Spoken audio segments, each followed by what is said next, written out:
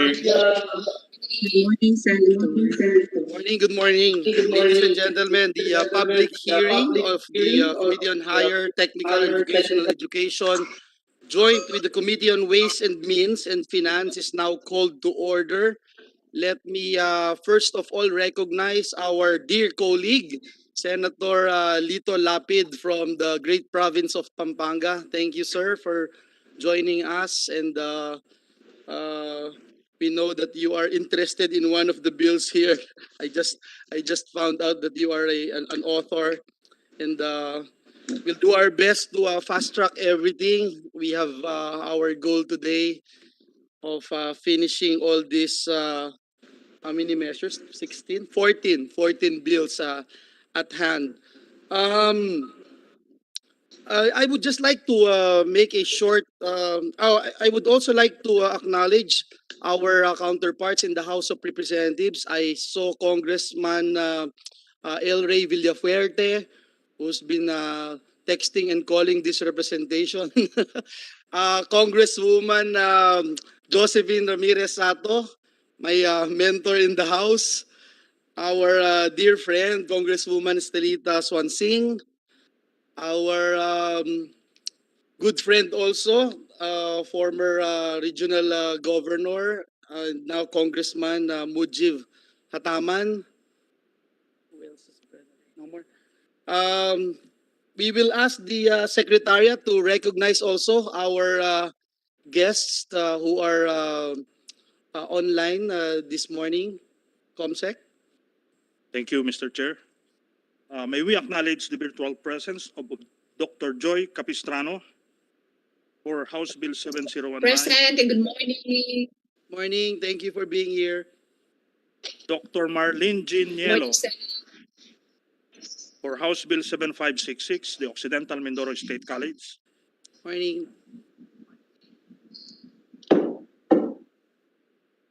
Dr. Feliciana P. Jacoba for House Bill 6969. Good morning. Visayas University of Science and Technology. Morning. Good morning, Senator. Dr. Joy M. Sorosa for House Bill 7537, the Davao del Norte State College. Good morning po. Dr. Morning. Enrique G. Baking for House Bill 7687. Morning. Dr. Feliciana P. Jacoba, also from Nueva Ecija University of Science and Technology. Hello po. Captain Joel Abutal for House Bill 7693.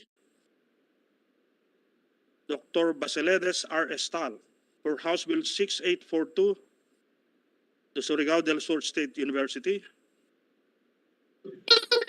Dr. Christy Jean Ganiera for House Bill 6596. Good morning, Valley everyone. State College. Thank you, Mr. Chair. Thank you, Comsec. I'd like to also recognize Congressman Alan Duhali and Congressman Duke Frasco. Magandang umaga po sa inyo, and thank you for being here. Gusto ko pong batiin ang mga pinuno at local officials ng ating mga local government units at ang mga opisyal ng iba't ibang state universities and colleges. Of course, binabati din po natin ang ating mga students and student leaders na nakaabang po sa ating usapan ngayong umaga. Lahat po sila ay nanonood live sa ating streaming, sa Facebook, etc.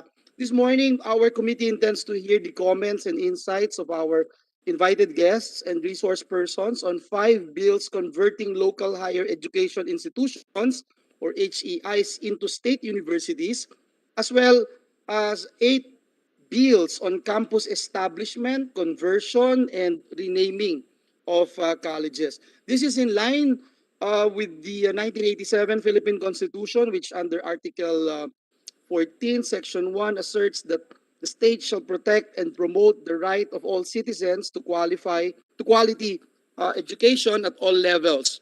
Furthermore, Article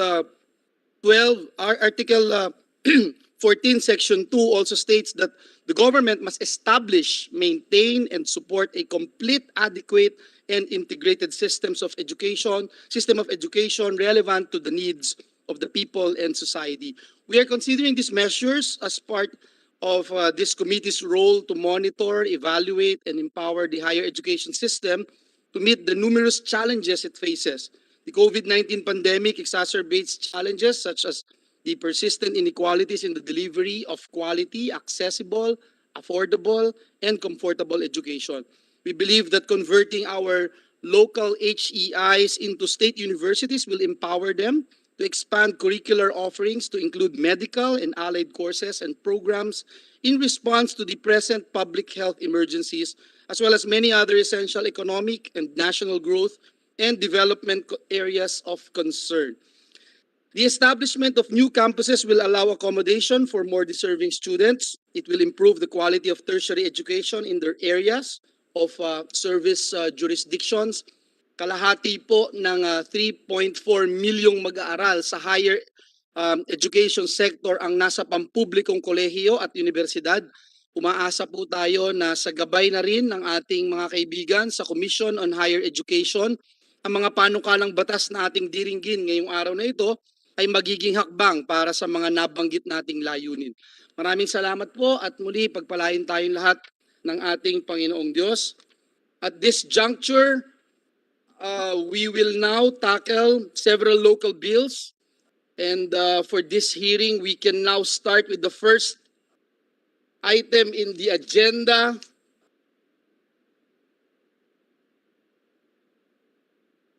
House Bill number 6858, Senate Bill number 1755, and Senate Bill number 1756. This is the conversion of Bicol State College of Applied Sciences and Technology into a state university to be known as the Southeast Asian University of Technology. We'd like to first of all recognize the author, our counterpart from the House of Representatives. We'd like to recognize Congressman El Rey Villafuerte. Sir, Kong, you're recognized. Thank you, Chairman Joel, Senator. First of all, thank you for scheduling this bill as the number one in the agenda. The Bicolanos has been clamoring for this conversion. As you mentioned, it's a constitutional enshrined in the Constitution for quality education. BISCAS has been in operation for over 100 years, Senator Chair, for your info. It started as an annex. It was converted into a college last 2012. And now, with your support and the support of everyone, we would like to convert it into a university. It continues to raise the bar in quality education in Bicol and in our country. And with your support, we will continue to produce more competent and highly skilled graduates, which will be a pride of our country. So, Mr. Chair, we appeal that for your favorable consideration of this bill. Thank you. Thank you, Congressman El Rey, and we are here to help in any way we can. We'd like to ask the Commission on Higher Education. May we ask if Ched has any comments on this bill?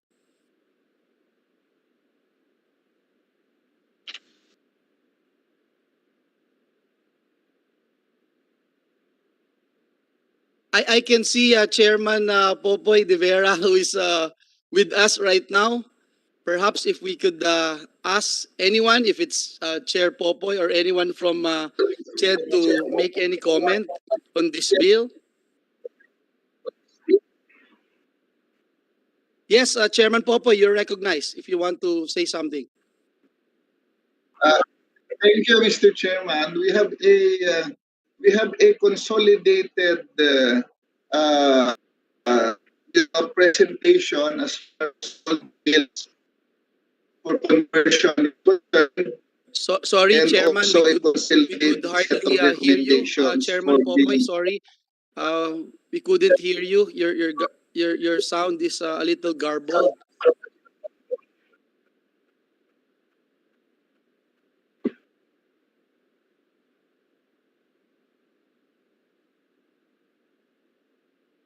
Now we couldn't hear you, sir. I think you are muted, Chairman Popoy.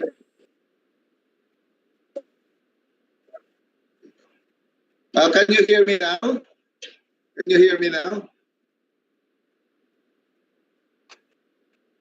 Can you hear me now? I'm trying to speak as There. loud as I can. Yes, we can hear you now. Please proceed. Okay, thank you, Mr. Chairman. We grouped together all the bills with respect to conversion and also the Sorry, bills Mr. that Chairman. Sorry, want to establish a we can regular hear you, but campus. we don't understand what you're saying. It's garbled, Mr. Chairman. We're trying to fix everything here in our system. Chair, I think, Mr. Chairman, the Chairman Popoy's internet is slow. Kaya nagagarble. Yes, we are seeing that.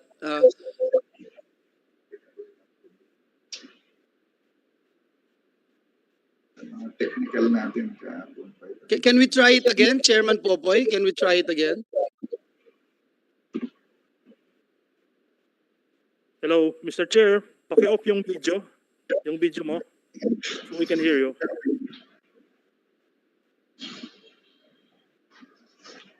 Can you hear me now? Yes, we can hear you. Okay, thank you, Mr. Chairman. I have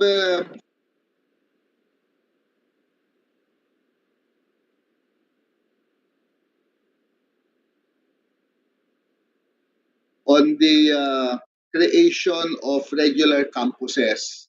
I think it is important for the Senate to see this from a historical perspective because this concern or this policy to convert state colleges into state universities has been ongoing since the 15th Congress starting July 2010.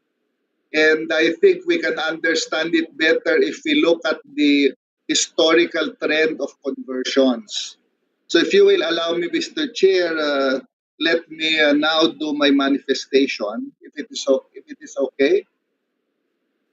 Sure, please, Chairman. Yeah. In the 15th Congress from July 2010 to June 2013, 12 conversion laws were passed by Congress uh, converting state colleges into state universities.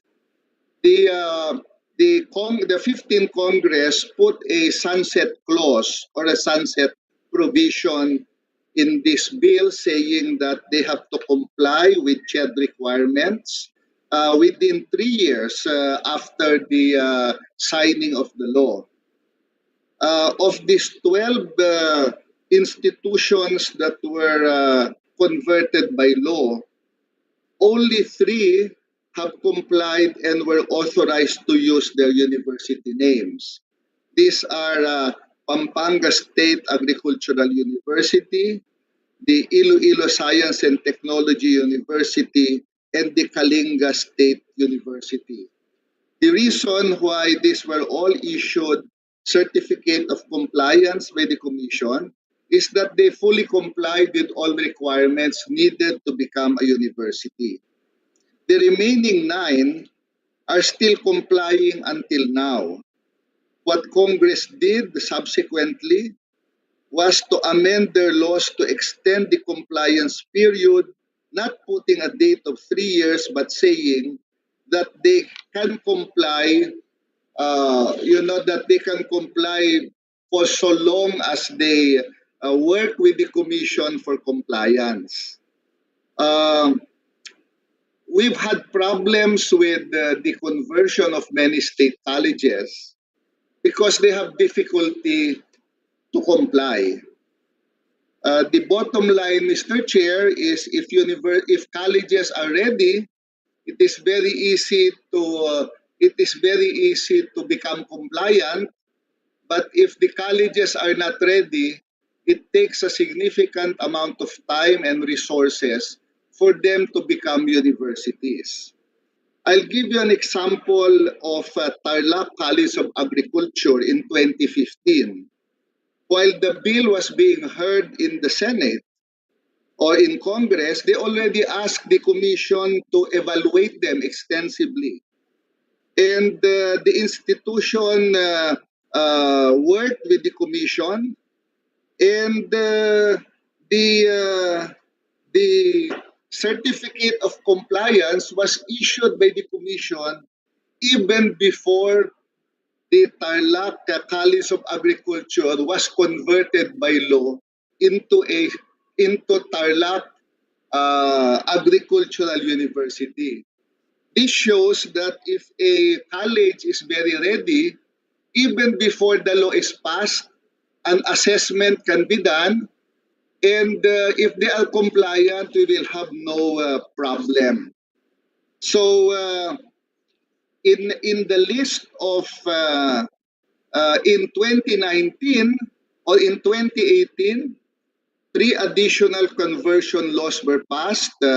This is for the Davao Oriental State College of Science and Technology, the Sorsogon State College, and the Sorala National Agricultural School.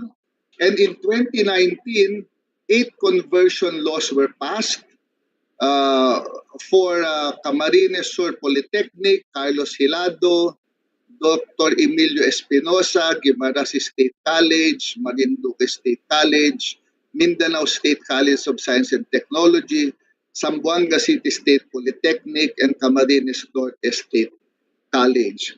As of our latest assessment, the Commission is confident that at least five of these pending universities may get their compliance by the first quarter of this year. However, I'd like to bring to the attention of the Senate that of the total 23 state colleges that have laws for conversion into a university, only 4 or 17% have fully complied, and the others are still complying as of now. Our policy or our position, therefore, Mr. Chair, is if the Senate really wants to pass these conversion bills, we do not have any opposition to it, consistent with a provision that is usually put into the conversion laws that they must comply with CHED requirements to be a state university. But we would ask the proponents of the bills, particularly our members of Congress, if they can really work hand in hand with the Commission to make sure that they become compliant.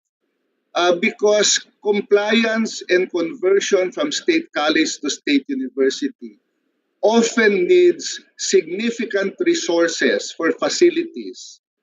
We need competent faculty with the appropriate graduate degrees and degree programs that are compliant with quality assurance. And this cannot be done overnight. These have to be worked at by the universities and their board of regents so that they comply. All the state colleges that have pending approval for conversion, the Commission has already reported in their Board of Regents what needs to be done so that they can comply with CHED requirements. It is now up to the university to do the proper action so that they can be fully compliant. So there are some colleges that the road is easier and some colleges where the road is also more difficult. Specific to the 2021 bills that have been submitted for conversion to state college, the Commission notes that some of them cannot comply as of the present moment. For example, the Bicol State College of Applied Sciences and Technology, which is being proposed to become a state university known as Southeast Asian University of Technology, has no existing doctoral programs. A university must have doctoral programs. Otherwise, using international standards of universities, universities with no doctoral programs have very little capacity to produce quality research. The same is true for Agusan State College of Agriculture and Technology. They have no doctoral programs, and their existing programs still do not have certificate of program compliance. The same with Abra State Institute of Science and Technology. They have no doctoral programs. The same with Oriental Mindoro State College. The Basilan State College has one doctoral program. The conversion requires them to have three. So we ask again, Mr. Chair, that if Congress so desires to convert this, that it be consistent with the previous conversion, to put a provision there that they should be compliant with CHED requirements.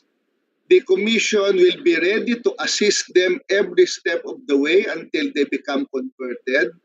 And we ask the proponents, particularly the members of the House who are supporting this, to work with the Commission so that the non-compliance provisions can be addressed slowly by the College and by the Board of Regents. Thank you, Mr. Chair. Thank you, Chairman Popoy. Mr. Chair. Before we continue, let me acknowledge our dear colleague, Senator Nancy Binay. She's one of the most hardworking senators. And also Congressman Rimpi Bondok is also with us. My mentor in the House is present. Thank you for being here. Before I recognize Congressman El Rey, if I get it right, Chairman Popoy, you have no objection unless we include a provision that the school or the state college university will be able to comply. That is the statement made by the chair. I'll give the floor to Congressman El Rey Villaverde, our author of the measure. Thank you, Mr. Chair. The first item on the agenda, particularly, is the House Bill 6858 and its counterpart, Senate Bills 1755 and 1756. Chairman Popoy has given us a briefer on the history of conversions. No, thank you, Chair Popoy. No, first, with regard to this bill, no, yung concern po ni Chairman Popoy is valid, but with regards to our bill, Mr. Chair, the conversion of BISCAS into a university, for the information of everyone, has been fully complied. In fact, the regional CHED has already forwarded all documents to the central office, the office of Chairman Popoy, and just awaiting for confirmation. The reason we were able to comply with all the documents, Mr. Chair, is that as early as September, when this was deliberated and approved in the House, we fully coordinated with Chairman Popoy's office and BISCAS for full compliance. So, Chair Popoy, I don't know if you're able to read all the documents. With regards to the conversion of the BISCAS into university, fully complied na po. And with regards to your concern, na in order for a university to be able to, a college to be able to be considered a university, kailangan may doctoral program. And Chair Popoy, fully complied na po ito.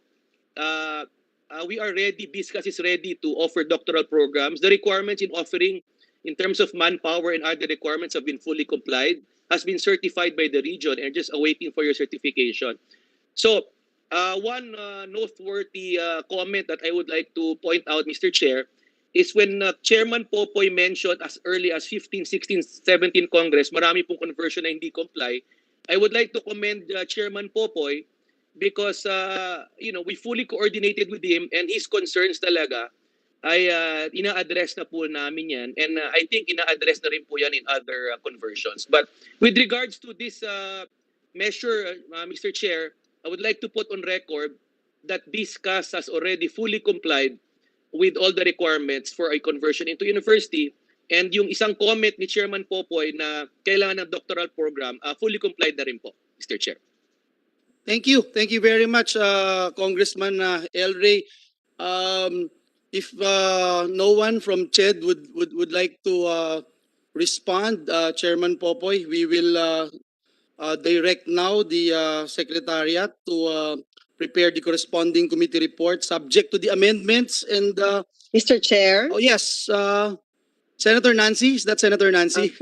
Yes. Sorry, yes, I couldn't Mr. see Chair. everyone here. I'm really sorry. Senator Nancy, yes, you're recognized, ma'am. Hindi lang, I would just like to ask yung proponent, yung kasi di ba yung renaming of the school, naging Southeast Asian. Can we just get the rationale? Okay. Mama, Please. thank you, Senator Nancy. We wanted to name it the Philippine State College for a Philippine University for Applied Science Technology, but apparently si Congressman Rufus Rodriguez has a pending measure naming that. So we gave in to him. So we just thought, in consultation with the BISCAS and stakeholders, ma'am, it would be an honor to name such a university Southeast Asia, not only for the pride of the Filipino. Our goal really is to make this university a benchmark, not only in the Philippines, but also in Southeast Asia, Madam Senator. Okay. Thank you. Yun lang po. Satisfied, Senator Mr. Nancy? Chairman. Yes, kasi Thank usually, you. di ba, parang they name it after the province. Yes. Thank you. Thank you. Thank you very much. So with that, we will direct the Secretariat to prepare the corresponding committee report subject to the amendments submitted and subject to style in case there are grammatical or typographical errors. So ordered.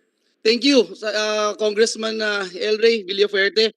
We move on to our next. Thank you, Senator. Thank you. Our next agenda is the conversion of Agusan del Sur State College of Agriculture and Technology, or ASCAT, into a state university. This is Senate Bill number 1689 and House Bill number 1719, authored by Senator Amy Marcos and Representatives Plaza and all. May we ask if the author is present? Comsec, do we have the author with us? The president of Agusan del Sur State College of Agriculture and Technology is present. Yes, Senator, good morning to one and Yes, all. please proceed. Yeah, foremost, my appreciation to our legislative support, Honorable Edibong Plaza, Honorable Marco, Honorable Eric Yap, Honorable Joey Salceda, and of course our counterpart bill with Honorable Senator Amy Marcos filing it now. So ASCAT has been existing for 113 years now as establishment. So, but as a state college, we will be 26th year by March 1, 2021. So presently it has two campuses in one main campus in Bunawan and the other is in the nearby municipality Trento. So we registered an enrollment of 6,804. Our really intention of converting this state college into a university is again just like you, Senator. We want to empower our services here by expanding our curricular program offering. We want to raise the bar of standards and excellence of our higher education in the sector of country in Agusan del Sur. So with the statement of Chair Popoy, we wish also, and it's our prayer that we will be complying all the requirements of CHED for a universityhood. So that is why our programs and plans have been laid even 3 years ago, and our trajectory really is towards the universityhood. So our assurance, the commission, and of course our legislative support really is to comply with the requirements of the universityhood. On the note of the deficiency of ASCAT in doctoral program offering, actually it's a work in progress now. So the assurance of this office of the ASCAT really is to comply with all of those requirements, not sacrificing our standards for a university. So it's our really prayer that for ASCAT to be a state university, upon complying all those requirements, will be approved by this August body. Thank you. Thank you, President Joy. I think all of us would agree with the statements made by our dear chairman of the Commission on Higher and Technical Commission on Higher Education, Chairman Popoy, with the importance of complying with the CHED standards. And thank you for acknowledging, President Joy, that you are doing everything to comply, and you are in that position right now. May we ask from CHED, Chairman Popoy De Vera is asking for recognition. Is Chairman Popoy online? I can see someone from CHED, but it's not Chairman Popoy. Chairman Popoy, or anyone from CHED would like to make a comment? Yes. Chairman Popoy? Sir Chair. Dr. Kalagi. Yes, Dr. Kalagi, Yes. you're recognized, ma'am. Yes, good morning po to our honorable senators. Magandang umaga po sa lahat. Yes. Actually, as of last year, we are already extending our technical assistance to ASCAT for the ASCAT to comply with the requirements prescribed by the Commission on the conversion of the university status. So ongoing po ang compliance, and we do expect that maybe within 1 year, within this year, could be able to comply with, they can be able to comply with all those requirements, minus of course the doctoral programs which are yet not to be submitted to the commission. Because one of the requirements for a university to be converted into a university is that there should be a doctoral programs to be offered with enrollment already. So mahaba po ito. So we have really to work it out, for the ASCA to be able to comply with all these requirements. Maraming salamat po, Senator. Thank you. Are there any other comments with this particular measure converting Agusan del Sur State College of Agriculture and Technology into a state university? Hearing none, we will now direct the Secretariat to draft the committee report and consider all the amendments subject to style. So noted. Okay. Let's proceed to our third agenda. Thank you, ma'am. This is SBN 1733 and House Bill number 7030, converting Abra State Institute of Sciences and Technology into State University to be known as the University of Abra, filed by Senator Amy Marcos and Reps Bernos, etc. We would like to recognize Dr. Torquesa, who is with us.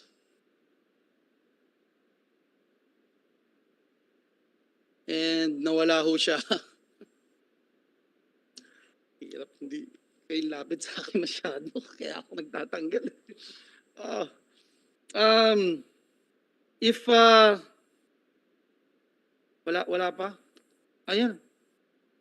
Is that Dr. Orgesa? Ito ako makita ni Joel, sabi niya. Recognizing you, wala ka chair. Yes. We can hear you, Chairman Popoy now. Okay. Yeah, can we recognize Chairman Popoy first? He wanted to be recognized a while ago, and we're having problems with this connection. Chairman Popoy, you're recognized. Yeah, thank you, Mr. Chair. I'd like to put on record and manifest that BISCAS, or the Bicol State College of Applied Science and Technology, is not compliant for conversion. I do not know what the president of BISCAS has been reporting, but they are not compliant as of now. They have no doctoral program, and submission of documents to the regional office is not compliance. That is just evaluation if they are compliant. So I ask Mr. Chair again that all the bills for conversion have a provision there that they must fully comply with CHED requirements.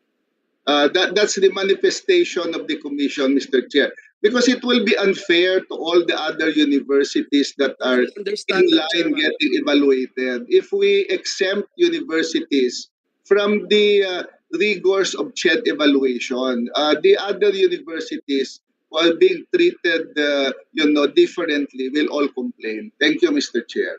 Thank you, Mr. Chairman. And as I mentioned a while ago, we will consider your statements and subject, of course, to all the requirements that you are asking to be compliant with the CHED standards. Thank you. We'd like to recognize now, as we recognized a while ago, Dr. Gregorio Torqueza. Sir, you have the floor.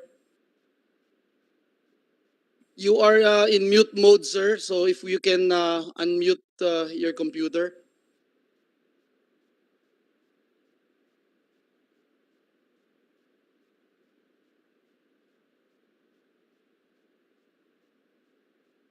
We cannot hear you, sir. Perhaps your microphone is too far from you.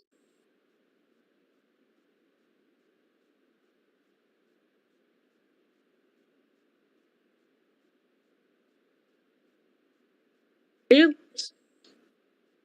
Hello. Can't hear. There, we can hear you now, sir. Please.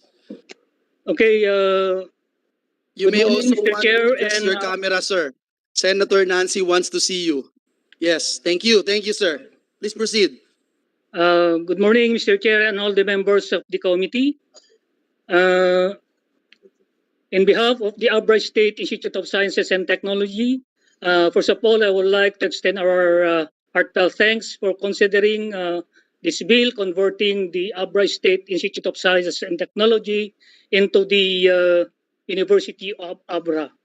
And I'm very thankful to the House of Representatives, particularly Congressman J.B. Bernos, who authored the bill in the House, and with him is Honorable Eric Yap, Honorable Salceda, and Honorable Mark Gu. In as much that our chair in the Commission on Higher Education manifested that all of us, particularly ASIS, have not yet been compliant with all the requirements. I would like to inform the committee that we are trying our best to comply with the requirements. As of now, we have only two non-compliant in our list.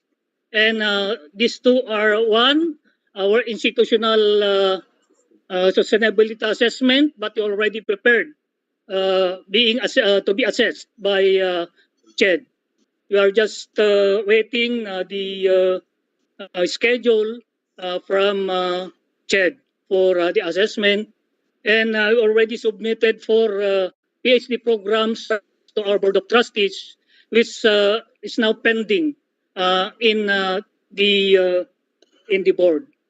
We hope that in due time we can comply with these two requirements, which are already been submitted for consideration of CHED. Thank you very much, Mr. Chair. Thank you, sir. Ched, like to hear from Ched if they have comments on this particular measure, or we will just follow the statements made by Chair Popoy, as long as they complied with the CHED standards. No other comment?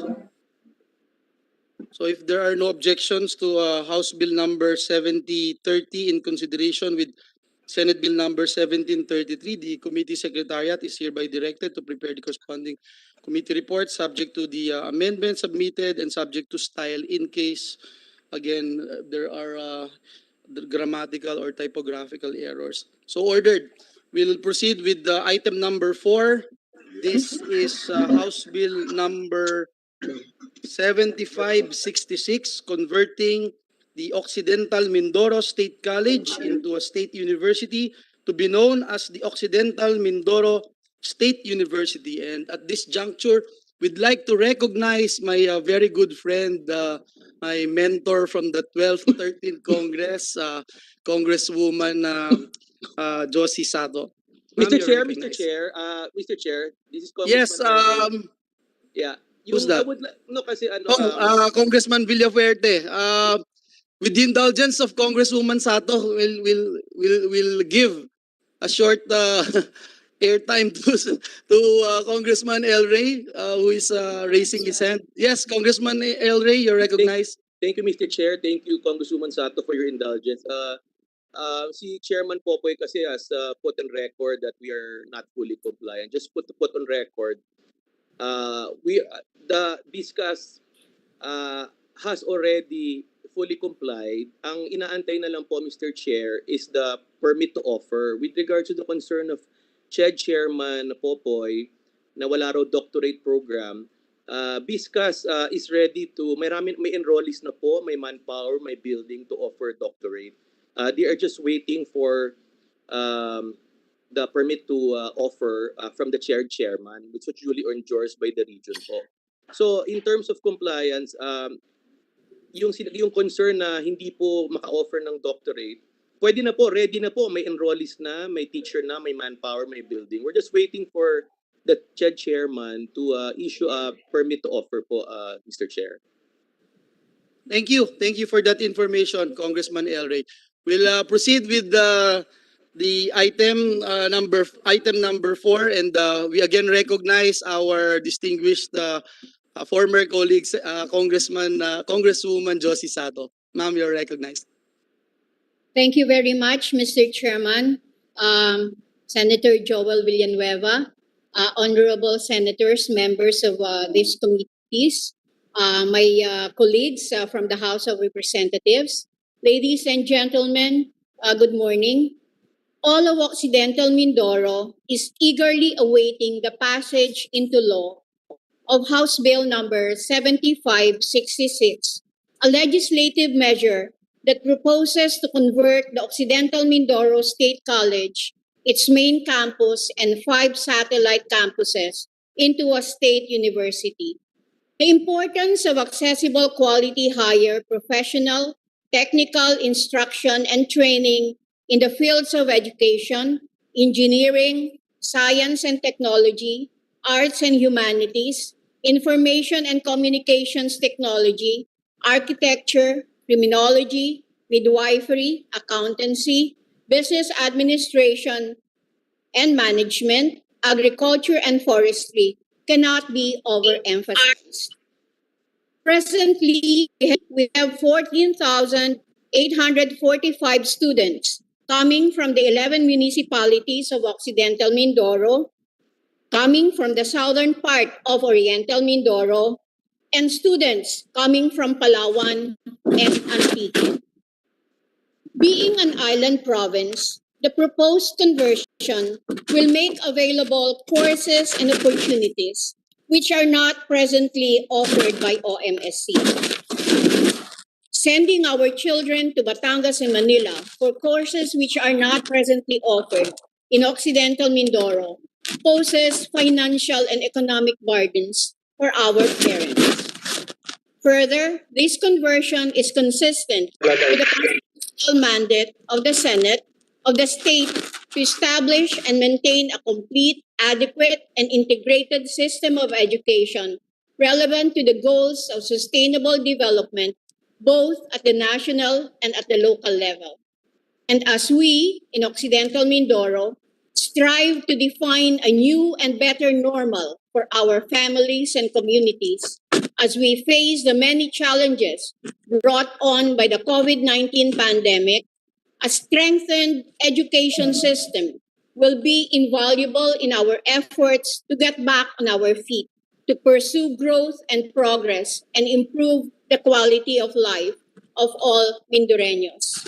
I am here today with the officials and faculty of the Occidental Mindoro State College and with local government officials who are hosts to various OMSC campuses. We have been working very hard in preparing OMSC to become a full university.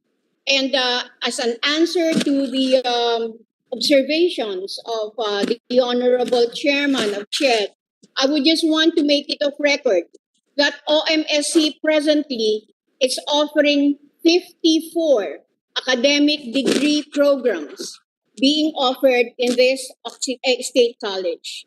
We have 7 graduate programs presently being offered. We have 1 existing doctoral program in education. We have pending 4 applications for additional doctoral programs, and these are pending with the CHED. We could have complied earlier for additional doctoral programs if it were not for the moratorium imposed by the CHED. In view of this, Mr. Chairman, we would like to appeal that this bill be passed and earnestly approved. Thank you very much. Thank you, Congresswoman Josie Sato, and I'm not surprised that OMSC is doing very well under your leadership and guidance.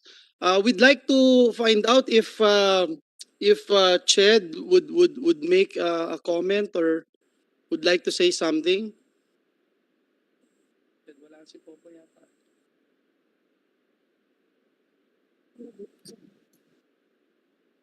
Is there anyone from at CHED regional level perhaps? Because I don't see Chairman Popoy here with us. Do you have a representative from CHED who would like to make a comment? As mentioned earlier by Chairman Popoy, they have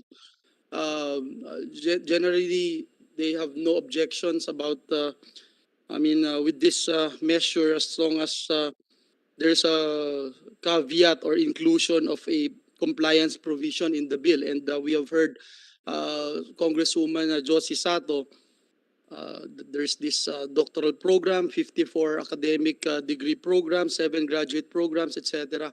So may we hear from Ched? Is that from Ched?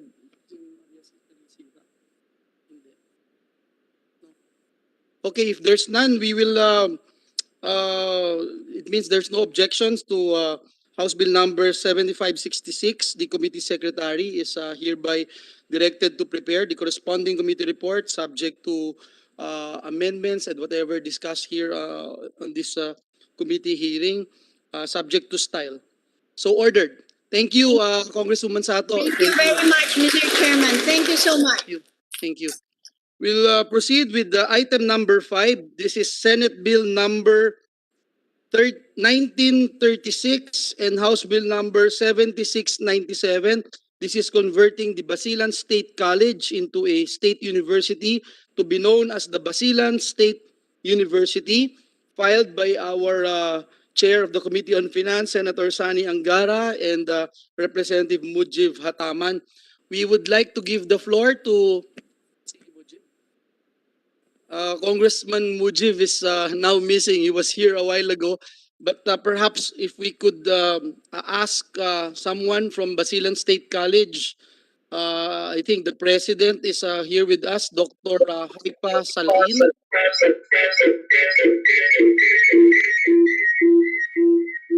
Please mute your microphone if you're not talking. So we give the floor to the president of Basilan State College, Dr. Haipa. Dr. Haipa Salain. May we know if he's here? Good afternoon, sir.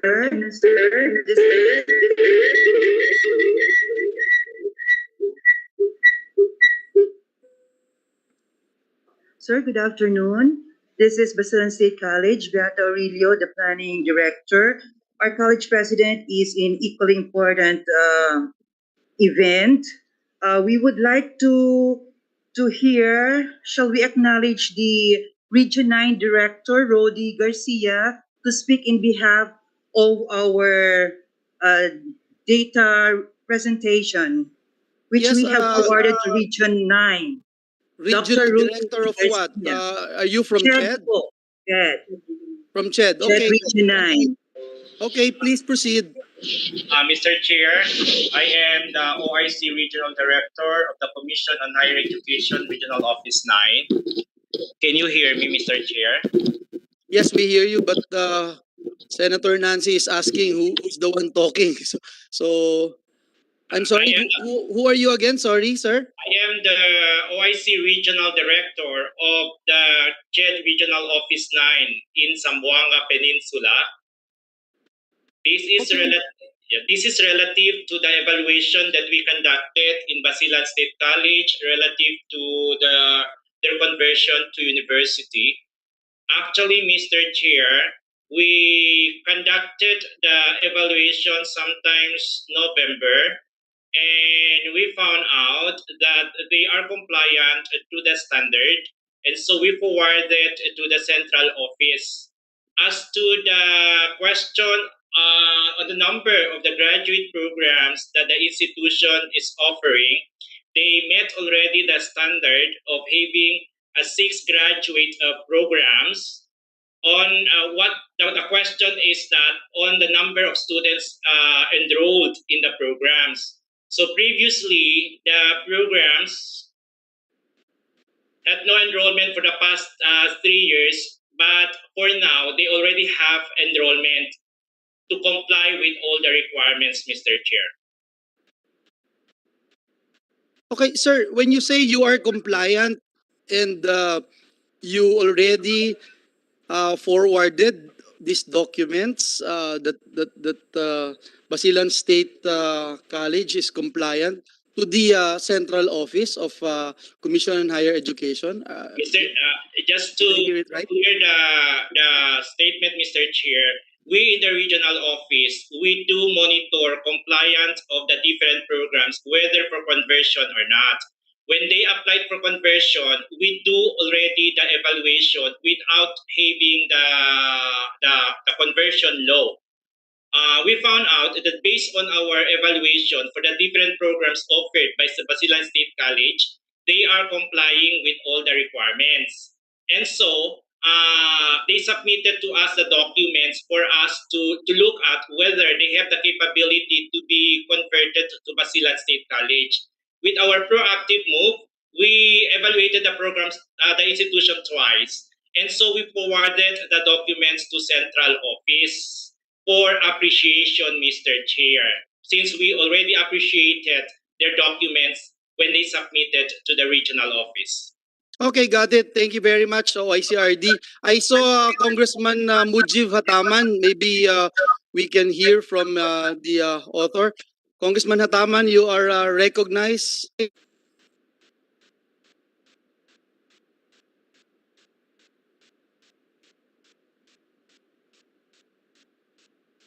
Mr. Chair, thank you, Mr. Chair, for Mr. Chair.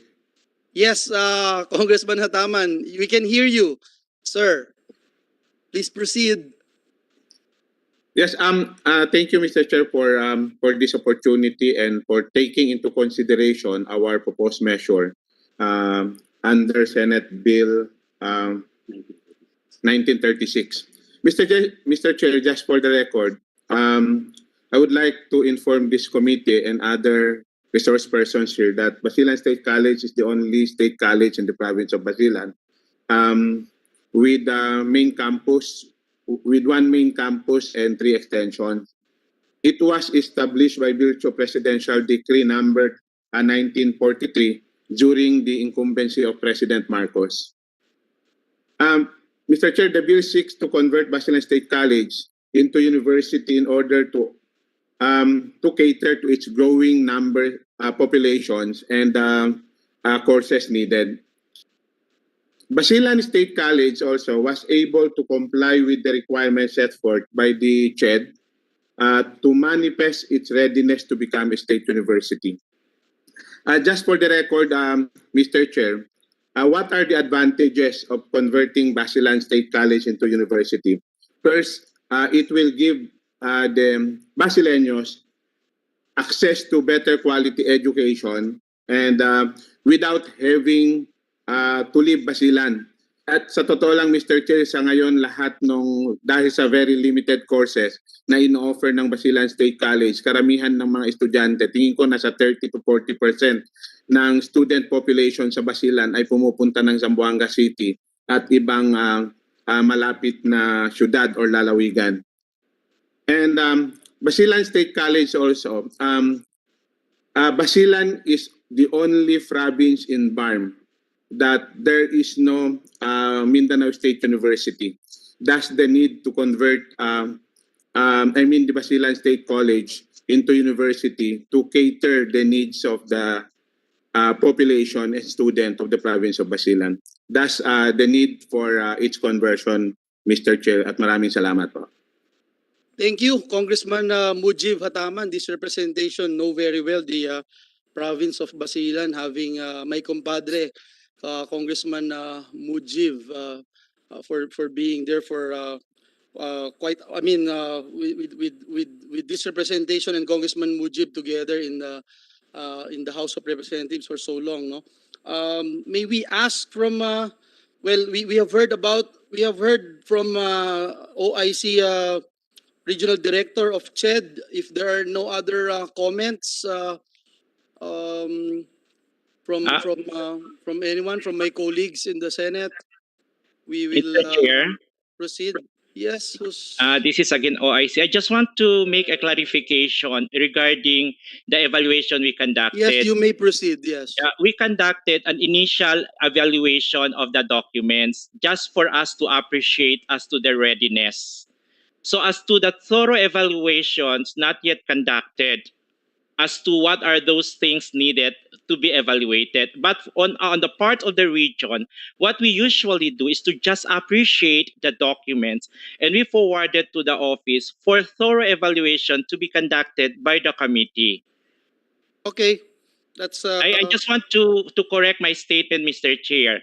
We are here to appreciate the documents submitted, doing preliminary evaluation, but subject to the final evaluation of the commission. Okay, so you have no objection, subject to the compliance. Yes, Mr. Chair, but subject to the full compliance of the university's requirements for conversion. But on our part, we do appreciate only the documents. Yes. That's clear. Okay, if there are no objections to House Bill number Mr. Chair. 7697. Mr. Chair? Yes, Senator Nancy, you're recognized. What is the status of the thorough investigation? Investigation ba yan or appreciation? Not yet finally conducted, ma'am. The regional office has to appreciate the documents as initial evaluation. The thorough evaluation not yet conducted as of now. We forwarded to central office so that to conduct with thorough evaluation whether the institution is ready for its conversion. Okay. Thank you, Mr. Chair. Yeah, so having no objection to House Bill number 7697 in consideration with the Senate Bill number 1936, the committee secretary is hereby directed again to prepare the corresponding committee report, subject to the amendments submitted and subject to the issues raised during the committee hearing and subject to style. So ordered. Thank you, Congressman Mujib, and regards to our friends in Basilan. Thank you. We'll proceed now to item number 6. This is converting the Dulag Satellite Campus of Eastern Visayas State University into a regular campus, filed by Senator Amy Marcos and Reps Romualdez et al. Okay. We were told that our dear friend, Representative Swansing, will manifest on behalf of Congresswoman Romualdez for EBSU. Congresswoman Swansing, you are recognized, ma'am.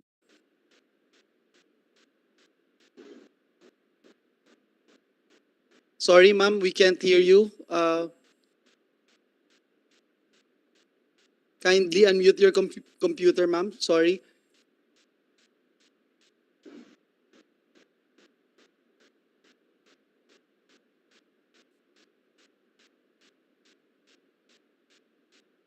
Ma'am, do you hear us? If you can...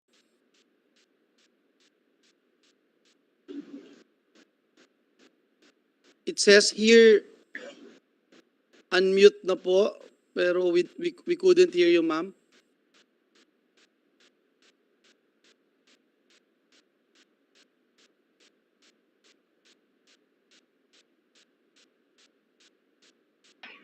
Mr. Chair, Yes, who's that? Chairman Popoy. Yes, Chairman Popoy, you're recognized, sir. Mr. Chair, I am the chair of the Board of Regents of Eastern Visayas State University. We have discussed this extensively, and the chair fully supports the approval of this measure. Thank you, Mr. Chair. Yun yung pinaka malakas at makapangyarihang statement ngayong discussion dito sa item number 6. Mr. Chair, Sorry, Congresswoman Swansing, we still couldn't hear you. I'm really sorry. But with that,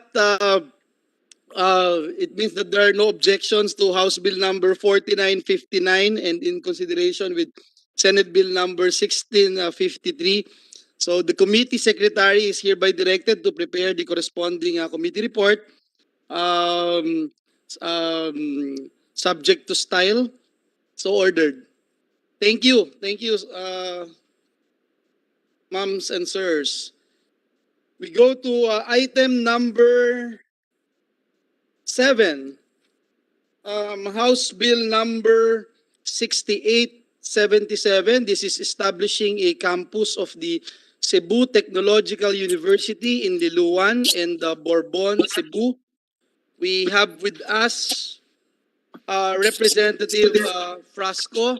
Sir, you're recognized, Congressman. Hi, dagang salamat. Good morning. Good noon, Mr. Chair, Senator Joel. To the members, Senator Nancy Binay, my colleagues in the House of Representatives. I believe the Cebu Technological University President, Dr. Ancheta, is here.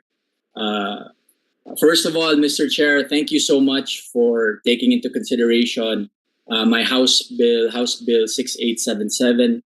If you'll allow me, Mr. Chair, let me paraphrase my explanatory note. This bill seeks to establish a Cebu Technological University regular campus in the municipality of Liloan and the municipality of Bourbon, province of Cebu.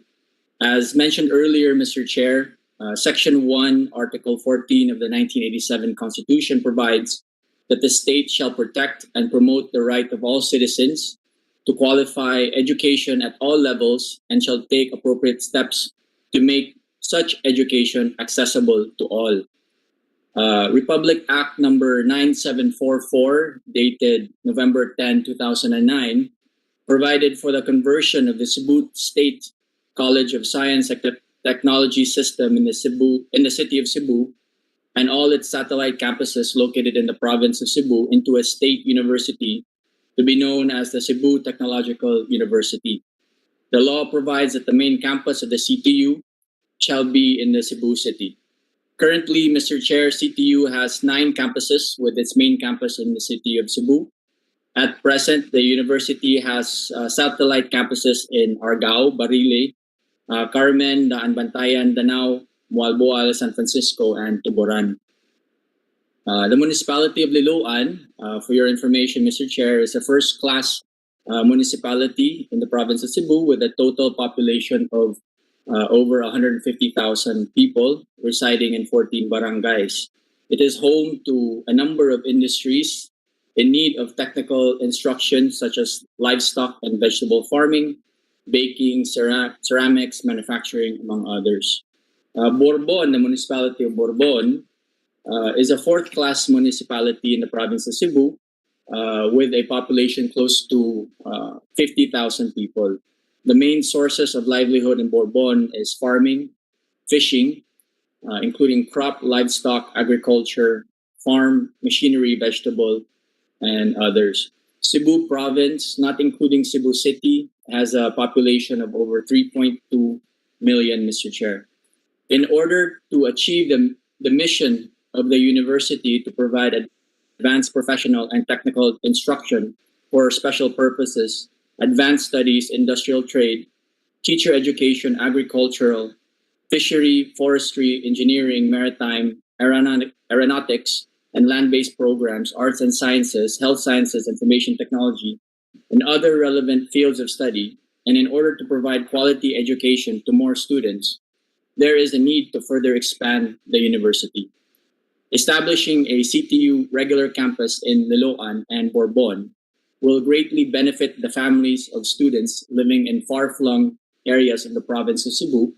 Not only will it provide savings in tuition and other fees to the residents, but more importantly, it will fulfill the state's policy to provide access to quality tertiary education for all. Thank you and good noon, Mr. Chair. Thank you very much, Congressman Frasco. We'd like to hear from Ched of their comments. Should we call on Chairman Popoy or the... Thank you. Yes, Thank you. Popoy, you're recognized. Thank you, Mr. Chairman.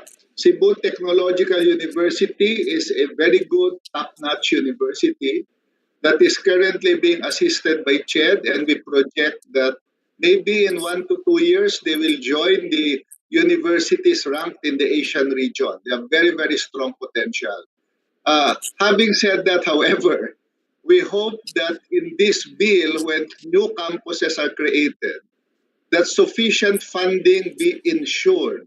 Number one, for facilities, for faculty items, for laboratories, because if the campuses are created but they are not fully funded, CTU will not join the top universities in Asia because each of these campuses will be evaluated for certificate of program compliance for quality assurance. And when these are evaluated by international bodies, they might not make it.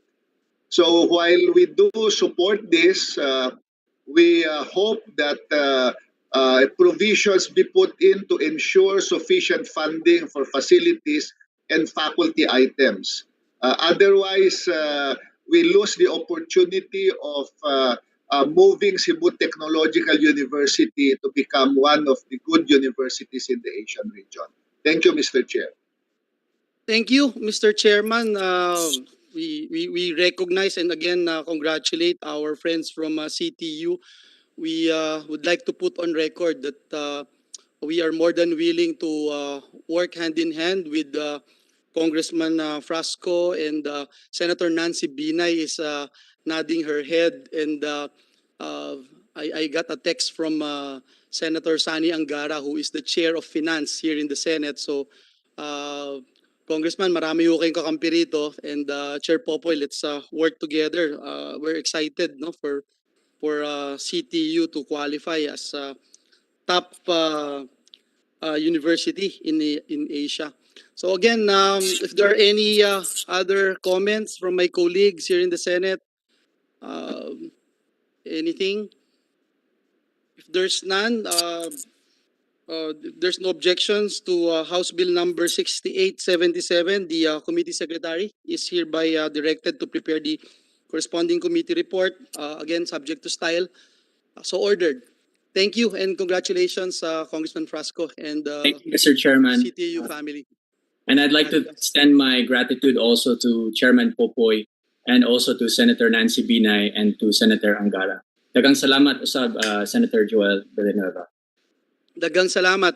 Next on the agenda, item number 8.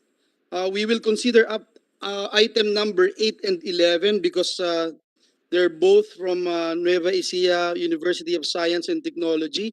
One is the establishment of a regular campus of Nueva Ecija University of Science and Technology in Santo Domingo, Nueva Ecija, and the other is establishment of a regular campus of NEUST in Nampikuan, Nueva Ecija. This is sponsored by our dear friend, Congresswoman Estrelita B. Swansing.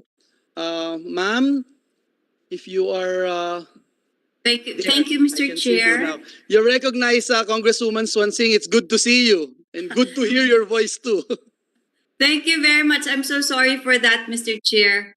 the distinguished chairperson, Honorable Senator Joel Villanueva of the Committee on Higher Technical and Vocational Education, my good friend, Honorable Senator Nancy Binay, how are you po? I miss you. To my dear colleagues who are present today, resource speakers and guests, Chairman Popoy, good morning. I joined you today to sponsor 2 legislative measures which will further make quality education accessible to our learners in the 1st District of Nueva Ecija who wish to pursue college education. 1. House Bill number 6969 proposes to establish a regular campus of the Nueva Ecija University of Science and Technology, or NEUST, in the municipality of Santo Domingo, and the other being House Bill number 7692 proposes to establish a regular campus of the same university in the municipality of Nampicuan. Both municipalities are situated far from the main campus of NEUST and would normally take hours to travel in between.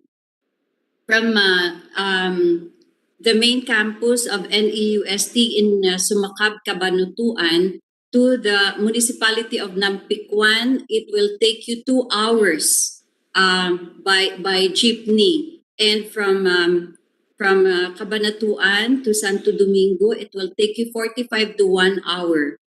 At the time before the COVID-19 pandemic, our students had to shell out money to pay for travel expenses, not to mention the time being sacrificed when instead of traveling, they could have used it to study their lessons. Most of our constituents are from the poor and marginalized sectors of our country, the farmers. Many of them are unable to finance the additional expenses of sending a child to college. With the establishment of regular campuses of an esteemed state university in 2 key locations in my district, we would be able to bring education closer to these children, especially as we are looking hopeful towards the day when we can manage the COVID-19 pandemic in our country and open our classrooms once again. On that short note, Honorable Chairperson, Senator Joel Villanueva, I ask the support of the Senate for the passage of both measures in vital recognition of education as a leveling tool to combat poverty in the countryside. Before I end, Mr. Chair, thank you very much for your support. Be assured of our full support in the coming years. Thank you very much, Mr. Chair. Thank you very much, Congresswoman Swansing. I'd like to put on record that I'm very much aware of NEUST. Suki po ako sa mga activities nila, and thank you again for all your support, Congresswoman Swansing. We'd like to hear from Ched regarding this particular measures, House Bill number 6969 and House Bill number 7692. Thank you, Mr. Chair. Yes, Chairman Popoy, you're recognized. The Commission interposes no objection to House Bill number 6969 because the program offerings in the Santo Domingo campus have already been issued a certificate of program compliance.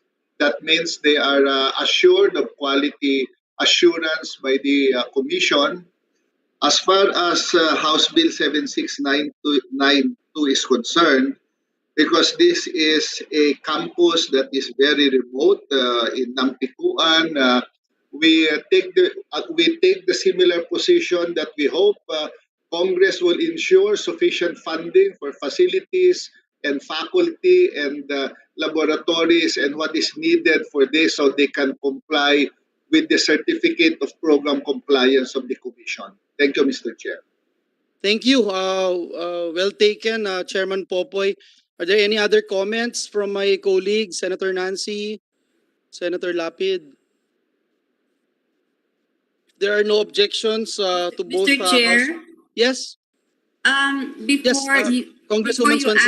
Before you act on my bills, I would like to assure Chairman Popoy that I will personally work hand in hand with CHED to comply with the CHED's requirements. Thank you very much, Chairman Pupoy. Thank you so much. Thank you, Congresswoman Swansing. Yes, yes, Senator Nancy, you're recognized. And siguro similar with the one we did para kay Congressman Frasco. Rest assured, Kong Swansing, that kasama po si Senator Joel, kasama si Senator Angara, hahanapan ho natin ng pondo itong bagong campus niya. Yun lang po. Thank you, Mr. Chairman, and congratulations, Kong Swansing. Thank you very much. Thank you very much. Mr. Chair, I may be allowed to express my gratitude to talagang sinusuyod po ninyo. Alam ko po kayo ni Senator Nancy, talagang kilalang-kilala niyo po yung aking mga barangay dahil talagang sinusuyod niyo ito. Thank you so much for the support. And thank you, Chairman Popoy. Thank you very much, Senator Nancy. Thank you very much, Senator Joel. Thank you, Congresswoman Swansing, and thank you, Senator Nancy. Again, if there are no objections to both House Bill number 6969 and House Bill number 7692, the Committee Secretariat is hereby directed to prepare the corresponding committee report subject to style. So ordered. Thank you and congratulations. We now proceed to item number 9, which is the establishing campuses of Davao del Norte State College in Carmen, Santo Tomas, and the Island Garden City of Samal in Davao del Norte, filed by Congress Representative Duhali. May we know if Congressman Duhali is still online? Present. Yes, we recognize Congressman Duhali. Thank you. Good noon, Senator Joel Villanueva.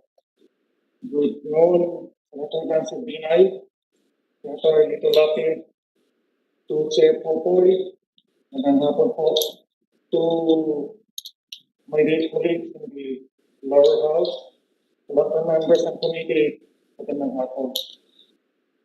It is our desire in Davao del Norte to provide accessible, affordable education, especially to these three local government units. Samal Island is located just across Davao City. Parang hindi lang po pumunta ng estudyante to cross para mag-aral sa Davao City po. By providing extension campus in Samal, this will level the playing field for our students living in the island garden city of Samal. So I am appealing to the members of the committee to consider the proposed campuses in Santo Tomas, Carmen, and Samal, so we can finally provide accessible and affordable education to the people of District 2. Thank you, Mr. Chair. Thank you, Congressman. And we would like to hear from CHED, any representative from CHED for their comments on this particular measure.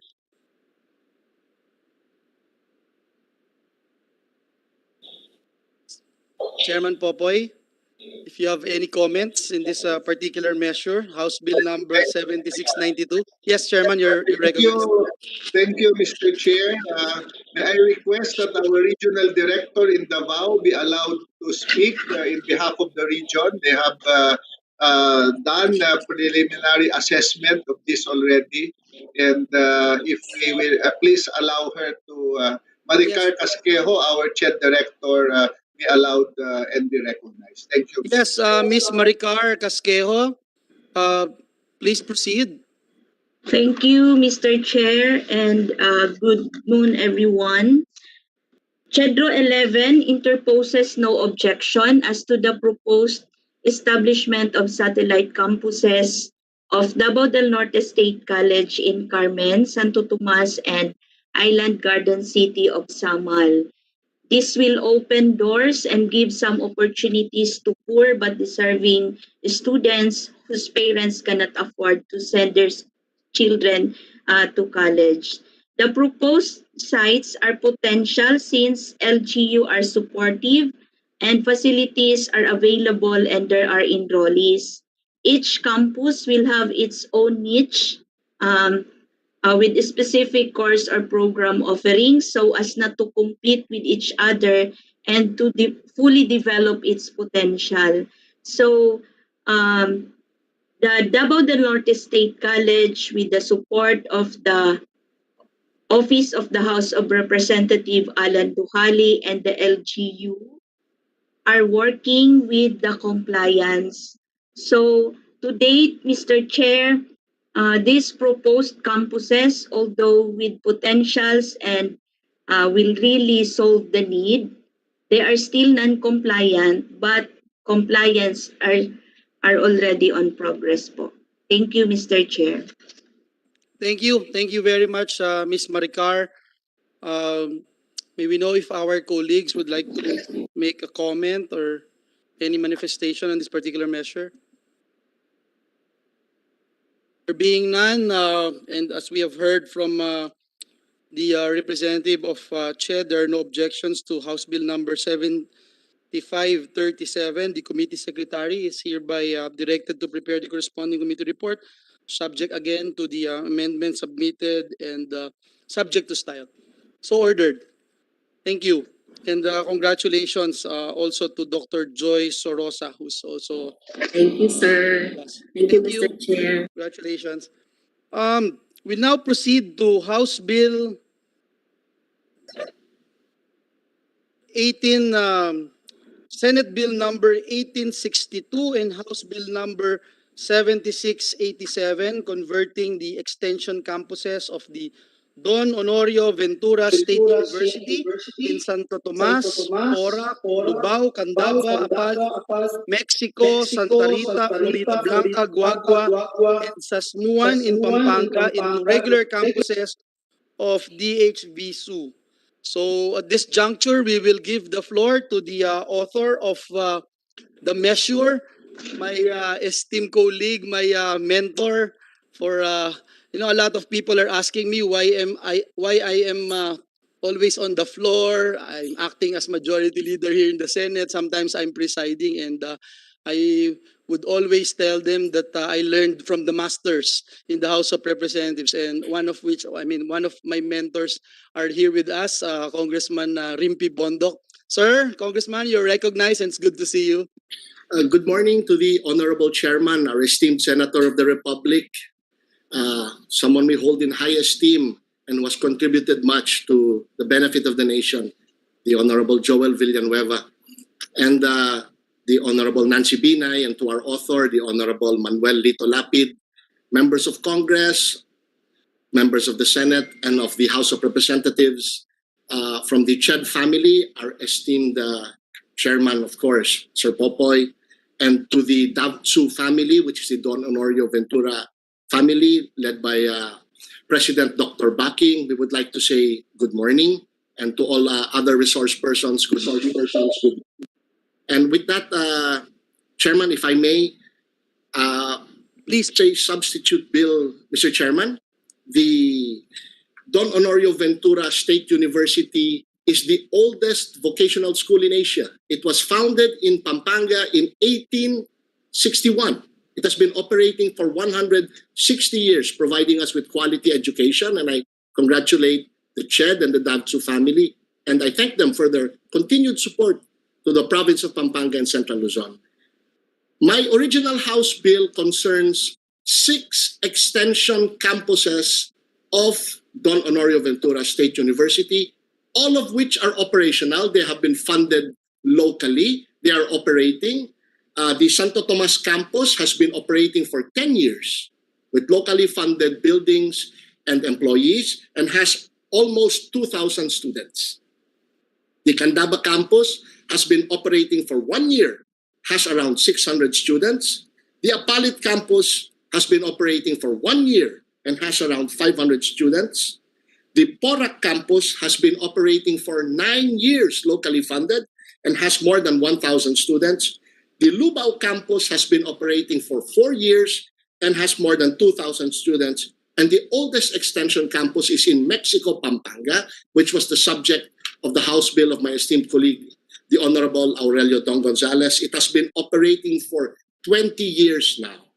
And our House bill and the Senate bill filed by the Honorable Lito Lapid seeks to regularize these campuses along with the bill of the Honorable Mikey Arroyo, creating additional campuses in his district.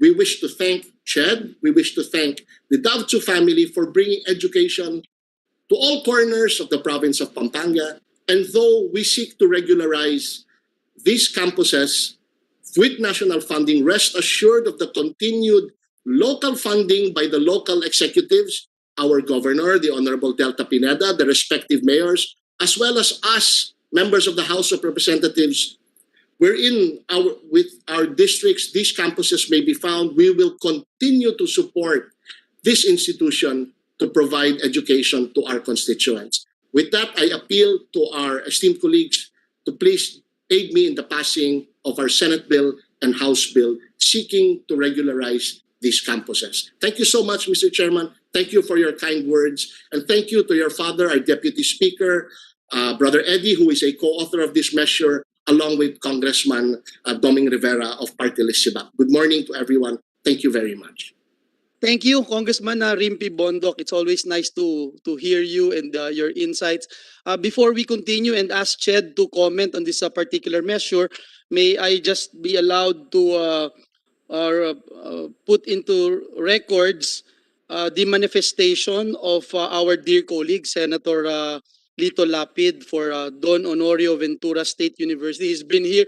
He was the first one online kanina, no? Even I think half an hour before we started the hearing. We thank our dear colleague Senator Lapid for being so early and for supporting this particular measure. I also would like to put on record that this representation, together with Senator Gatchalian and Senator Mig Subiri, visited the province of Pampanga last Friday lunch, and we had a luncheon meeting with all the mayors together with the governor and the vice governor, Nanay Lilia and Governor Delta. And we were able to talk about a lot of issues, particularly this particular measure. And so it is good to note that everyone is supportive of this measure. And again, we thank our distinguished colleague, Senator Lito Lapid is here. Sorry, sir, if you wanted to make a short manifestation or anything, we'll give the floor to our pinuno of the Senate, Senator Lapid. You're recognized, sir. Maraming salamat, Chairman Joel Villanueva, at ang aking mga kasama ng mga senador at mga resource person. Salamat po sa pagtalakay sa aking Senate Bill 1862 at sa House Bill 7687.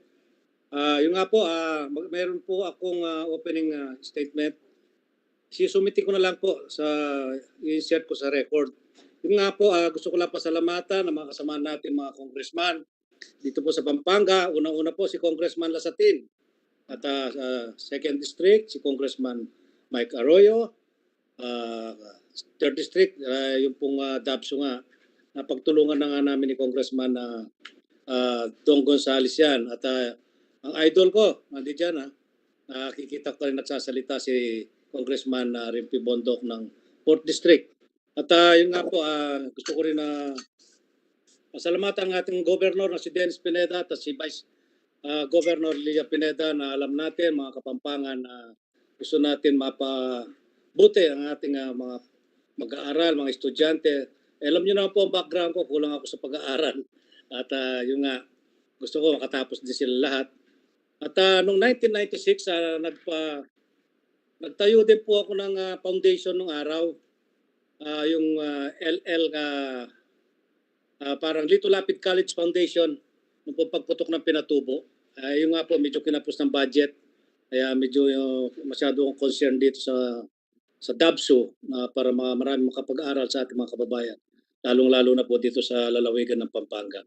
Yun lang, at maraming salamat sa kasipagan mo. Alam ko, makamasa ka lahat, lalong-lalo sa edukasyon, nakatutok ka dyan. Yun lang, maraming salamat. Thank you very much, Senator Lapid. Ang aming pinuno, very humble, very down to earth, pero puno ng wisdom ang kanyang mga statements dito sa Senado, and we appreciate him. We'd like to give the floor now to the Commission on Higher Education for their comments. Maybe Chairman Popoy or Thank you. Chairman Popoy, you're recognized. Yeah, thank you, Mr. Chair. The Commission interposes no objection to House Bill 7687 and Senate Bill 1862. The campuses in the Don Honorio Ventura University campuses in Mexico, Lubao, Porac, and Santo Tomas currently are already compliant as far as certificate of program compliance is concerned. That means they have passed the quality assurance requirements of the Commission. The Apalit campus has just started operation and has no COPC yet. And the campuses in Sasmuan, Santa Rita, Florida Blanca, and Guagua are not yet operating and therefore have not been subjected to compliance requirements. We'd like to take the position, as I previously said, that these new campuses be fully funded facilities-wise and faculty-wise, because currently Don Honorio Ventura University is a level 3 state university in the ranking of CHED. They, of course, would wish to become level 4. They want to go up, just like the other premier universities. But if their campuses are not fully funded when evaluation time comes, and they don't have certificate of program compliance, and they don't have facilities, then the SUC level will not go up. It is as simple as that. In our desire to expand the reach, we must make sure that the expansion of access is access to quality education. Otherwise, the SUC level of the state university will go down, and therefore the quality assurance system is not in place. So we hope that the Congress would ensure that these are fully funded campuses. Thank you, Mr. Chair. Thank you very much for that, Chairman Popoy, and it's good to note that they are currently in level 4 and level 3 and shooting for level 4, and that it's also good to note that you have heard from Congressman Rimpi, from Senator Lapid, and you have the likes of Congressman Gonzales, Lazatin, Arroyo, and of course, Idol Rimpi here with us. We'll be able to put our acts together and make sure that we will be able to support the said extension campuses. If there are no other objections, no other comments from my dear colleagues on House Bill number 7687 in consideration with Senate Bill number 1862, the committee secretariat is hereby directed to prepare the corresponding committee report, subject to the amendments submitted and subject to the discussions in this particular hearing. We would again direct the committee secretary to prepare the committee report. So ordered. Thank you so much, Mr. Chairman. Thank you very much, po. Thank you, and congratulations. And we'd also like to acknowledge Dr. Enrique Baking, who is also with us. Thank you, sir, for joining us, and congratulations. Salamat po. Thank Salamat po. you. Thank you. Takal pong salamat.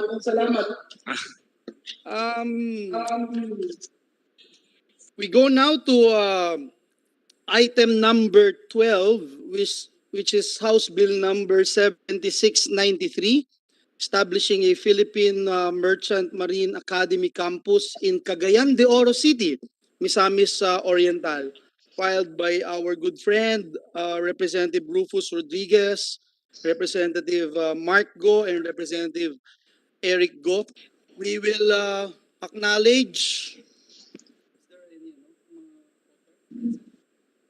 if the authors are here with us. We'd like to hear from them. If not, we would like to recognize Captain Joel, may tukayo, Captain Joel Abutal, You're recognized, sir. Thank you, Chairman Senator Tocayo, Brother Villanueva. Maraming salamat po. At the House Bill number 7693, an act establishing campus of the Philippine Merchant Marine Academy, PMMA in Cagayan de Oro City, province of Misamis Oriental, to be known as the PMMA Cagayan de Oro City Campus, and appropriating funds therefore. We appreciate the recognition given by Congress and hopefully by the Senate on the role of PMMA in the economy of the country, and the Philippine Merchant Marine Academy is in full support of this noble initiative to bring PMMA closer to the Filipino peoples, especially for the youth of Mindanao, which long deserved this attention for educational and professional development opportunities.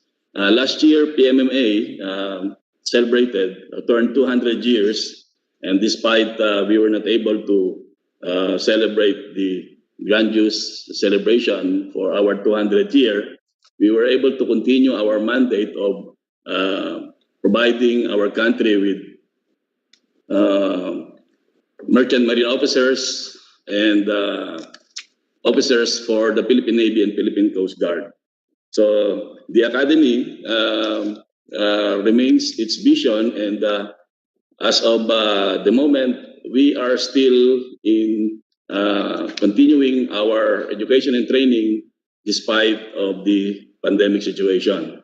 We did not stop the operation. We were able to graduate the midshipmen last year, and all of them are now working on board international vessels as well as in the Philippine Coast Guard and Philippine Navy.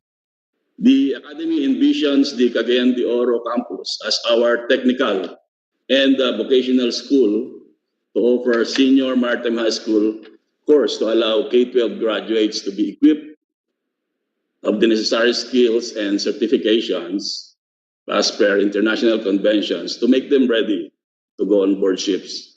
This will also make the campus our preparatory school for those who would like to pursue BS degree in the main campus in San Narciso, Zambales. PMMA also envisions the Cagayan de Oro campus to house our graduate school center in the Visayas and Mindanao area to provide continuing professional development for seafarers, to provide master's degree courses in maritime education and training, ship management, port management, ship and technical superintendents, and other allied fields. The Academy also sees this as an opportunity to expand our research capabilities and to house the National Maritime Policy and Research Institute in order to be the research arm of the government to support as basis for legislation and executive actions for the development of the local maritime industry. The PMMA would like to take on the challenge and bring forth the golden opportunities in PMMA closer to the countryside, to the hinterlands, to the urban poor, and to those who have less in life, so that they may have more with PMMA. Every one of us always advocate peace and development. There can be no lasting peace without development, they said. But there will be no development without jobs, employment, accessible education, and the opportunities for those who dare to dream to get out the cycle of poverty. Honorable members, it is our fervent prayer that you allow PMMA to lead on and provide those opportunities to our less fortunate and bright individuals and indigents in the countryside and all over the country. With the opportunity lies challenges as well. The current charter of the PMMA, Republic Act 3680, originally approved in 1963, poses challenges and restrictions on how to maximize the potential of the Mindanao campus of PMMA. As of the moment, PMMA is short-handed in manpower as well as far as faculty, admin, and fiscal needs. Our annual budget which we utilize to provide quality training to our midshipmen, also depends largely on the different rules and regulations set for the state college, and not as a maritime academy, which poses a mismatch of our mandate and the resources the national government appropriates for us. Our major final outputs and performance indicators also are only similar to that of an SUC, but the role we are playing in the national scene is that of both a maritime academy producing merchant marine officers and engineers, and of a service academy providing manpower to our armed forces and the Philippine Coast Guard. With the discussion on this bill, may we also use this opportunity to lead your attention to another laudable measure in Congress, also authored by Honorable Rufus Rodriguez, our Deputy Speaker, who passed the bill in the lower house, this bill in the lower house. The House Bill 6439, or an act declaring the Philippine Merchant Marine Academy as the National Maritime Academy, strengthening it for the purpose and appropriating funds therefore. We believe that these two important legislations, when put into unison, will complement each other and be of vital importance to each other so as to achieve our national goal to become a maritime superpower in Asia and the world. Marami pong salamat at mabuhay po tayong lahat. Salamat po. Thank you, Captain Joel. We'd like to hear from Ched of their comments on this particular measure. Do we have, we still have Chairman Popoy or the region? Yes, Yeah. Chairman Popoy, you're still there. Thank you. Please proceed, sir. Thank you, Mr. Chair. Number one, as maritime education is now a joint responsibility of CHED and Marina, I would like to request that the Senate get the position of Marina on this matter. The issue of seafarers is a continuing concern that CHED and Marina are addressing at the international level. And therefore, any developments in maritime education, we ask that the Senate consult with the Marina as they will consult with CHED on the proper development of maritime programs. That's the first manifestation, Mr. Chair, because otherwise, the assessment of the seafarers of the Philippines is still hanging with the European Union, and the risk that we may be delisted from the whitelist has not been resolved until now. So I ask that we tread very carefully on any development in maritime education, consistent with the policy enunciated by the President himself when he signed an executive order ensuring that both Marina and CHED are jointly accountable for maritime education. Having said that, Mr. Chair, PMMA is a top-notch higher education institution. We support its expansion. Again, in the context of the whole of maritime education, if I may be allowed, please recognize our Regional Director Raul Alvarez, under whose jurisdiction the proposed area being considered is being discussed, so that he can give an insight on higher education situation in that particular region. So, Mr. Chair, if you can recognize Regional Director Raul Alvarez. Thank you. Thank you, Chairman Popoy. We'd like to recognize Regional Director Alvarez. Sir, you're recognized. Thank you, Senator Joel. Thank you, Chair Popoy, the rest of the senators, to my colleagues in higher education, presidents of the SUCs. Mayog to kanatong tanan. Good noon. First and foremost, sir, we presently have 4 maritime schools dito po sa Northern Mindanao, Region 10. Sa Cagayan de Oro, iisa na lang. So we have one private university offering a maritime program. And complementary to that, DCHEDRO takes the position that with government's full support, we could provide a better alternative for those sinabi rin ni Superintendent Captain Joel kanina na for those who have less but deserving. We believe here sa Mindanao, marami pa po. We have so many students who would aspire to join the maritime trade. And the limitations was discussed by Chair Popoy very extensively. Marami pong pangangailangan ang maritime. Ako din po, maritime person ako. I've been with the maritime school for 21 years before joining CHED. And I'm familiar with the so many requirements of the programs, no? And this would really need the full support of everybody.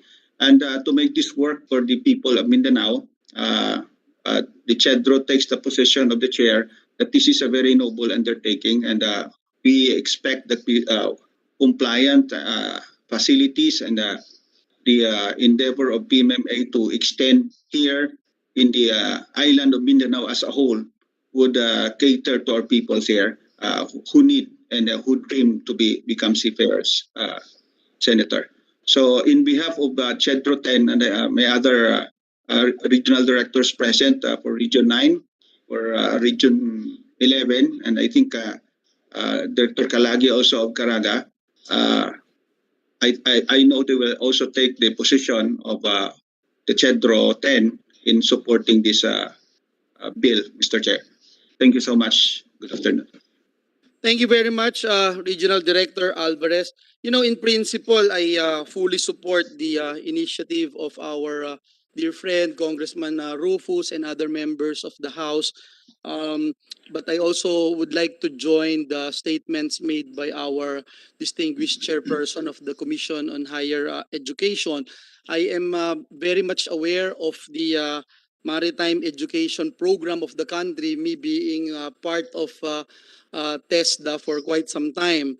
As you are aware, there are TESDA subjects or national certification program in the maritime sector education. And so I'd like to, I just wanted to pose one question to Captain Joel with regard to their coordination with Marina and how they are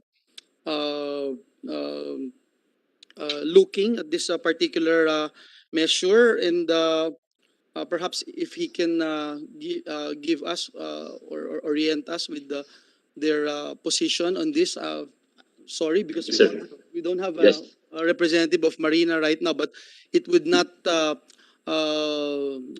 delay or hurdle the passage of this measure, no?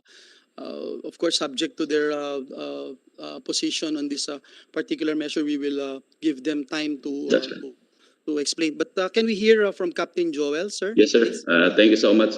Sir, yours truly is a member of technical panel for maritime education, chaired by the administrator together with Secretary Popoy de Vera. And PMMA is mandated by CHED and Marina to develop the enhancement of maritime education and training in the country. This is our response to the inspection findings made by EMSA. And we are on top of that. And we have submitted actually 80% of the entire course packages for first year, second year, and third year. The reason why PMMA supports this noble intention is that PMMA is a classic example of education to employment institution. As of this time, first year, our first year midshipmen already an assured employment, or shall we say that around 60 to 70% of them now are being taken by the partner shipping companies. Our second year are all taken by companies. And there are still many companies who are looking for cadets from PMMA in order for them to send to their respective vessels. Philippine Navy and Philippine Coast Guard aggressively increased the number of candidates from PMMA. And with that, the intention of PMMA to fully support the economy and security of the country is in full blast. On the other hand, based on our findings as a superintendent, I was able to check on the demography of the PMMA cadets. About 84% of our cadets mainly come from Luzon. 8 and 9% come from Visayas and Mindanao, which means that we need to really go through the other areas in order for PMMA to increase the beneficiaries of our program. And if we are able to do this, I think I think Chairman Popoy will agree that this is a noble intention for everyone. PMMA can just sit here and continue our program. But this is a call for us to really work on and provide employment and opportunities for those people who are less fortunate, but actually bright. So, as I said, we cannot achieve peace and development without employment for our countrymen. And this is the reason why we fully support this intention of extending our campus there. Thank you, sir. Thank you. Thank you very much, Captain Joel, for that extensive remark. We agree with you. If there are any other comments, we would like to order that this House Bill number 7693 be approved in principle, subject to the discussions manifested by our resource persons, and as soon as they are we get the necessary information, the secretary is directed to draft the corresponding committee report. So ordered. So thank you, sir. Thank you for all your support. Appreciate it. Maraming salamat, sir. Thank you so much, sir. Chair Popoy, thank you so much, sir. Thank you. We're down to our last two remaining items in the agenda. Senate Bill number, can't even read anymore, 1698 and House Bill number 6842, renaming the Surigao del Sur State University to Northeastern Mindanao State University, filed by our colleague Senator Aimee and Representatives Pichay, Rodriguez, and Go. If the authors are present, we'd like to recognize them. If they're not here with us, we'd like to call Dr. Basiledes Estal, the president of Surigao del Sur State University. Thank you very much, Senator Joel, for, and of course, our chairman of the Commission on Higher Education, other distinguished guests, the regional director, Director Kalagi of Caraga, and to all who are present today, good noon. The only thing that our sponsor is trying to put something is that the Surigao del Sur State University aims to cater more students from the different parts of Caraga region, more, because we have 17,800 enrolled this time, but there are still another students from the tips of Surigao del Sur Norte and South that are not, were not able to avail because of some of the reason. One is, of course, they are trying to shy away to enroll in the university because they thought that the given name Surigao del Sur State University is only for the resident of Surigao del Sur. That's why the authors, in order for us to curb the notion of exclusivity,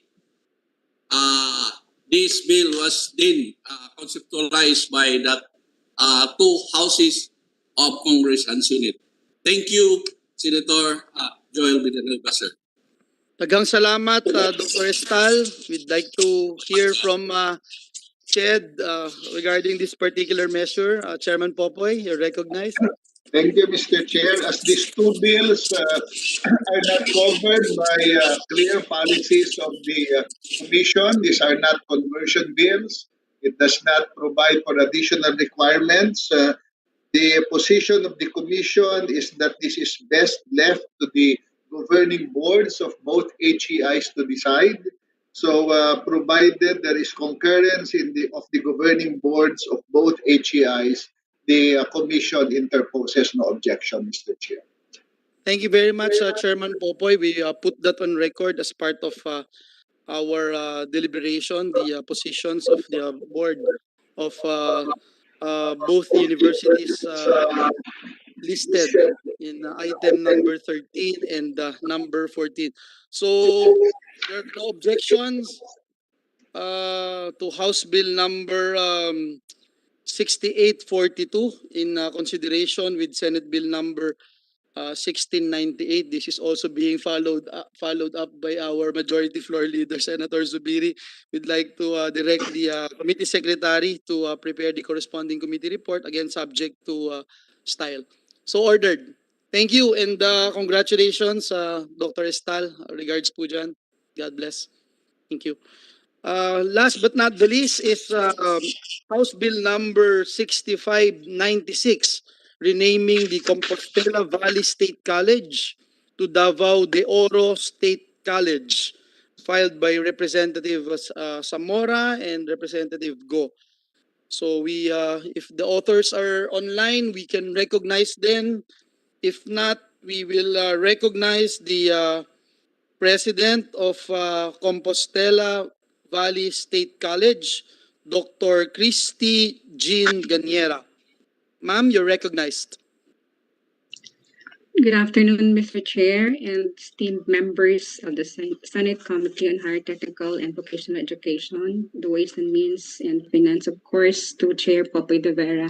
Good afternoon.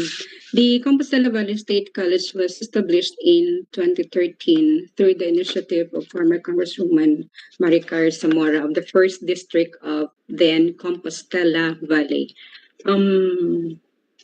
By virtue of Republic Act 11297, renaming of the Compostela Valley to Davao de Oro was effected, noting that it's the only province in Davao region that does not bear the name Davao. So we have Davao del Sur, Davao del Norte, Davao Oriental, Davao Occidental, and hence the filing of the Bill 6596 by Congressman Manuel Whitecorat Zamora. So with that, Mr. Chair, the Compostela Valley State College academic community interposes no objection and do manifest its full support for the approval of the House Bill 6596, of course, taking into consideration the suggestion of the Honorable Chair Popoy de Vera that it has to go through a consultation with the Board of Trustees. Thank you, Mr. Chair.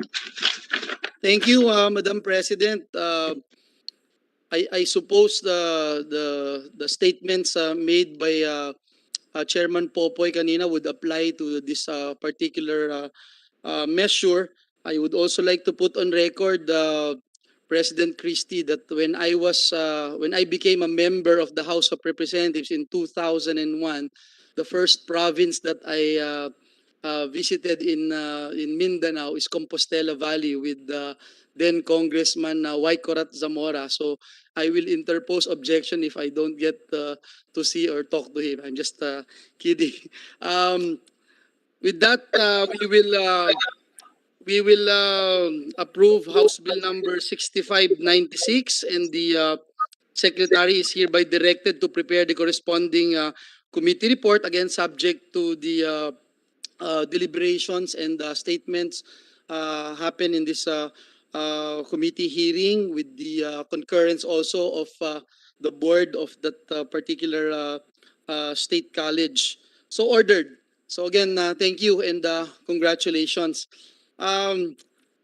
So that's it. We would like to thank our resource persons, our fellow colleagues in the House of Representatives, our SUC administrators, Of course, to our CHED chairman, the very hardworking chairman, Popoy De Vera, for taking the time to join and help us deliberate these important measures. We would like to thank also our viewers through our online streaming for taking time as well to watch this public hearing. We reiterate that your committee on higher technical and vocational education will remain your reliable partner in ensuring our higher education institutions are able to navigate this unprecedented pandemic. Our committee is always open for any assistance you may need. And again, we'd like to thank everyone for being here and appreciate your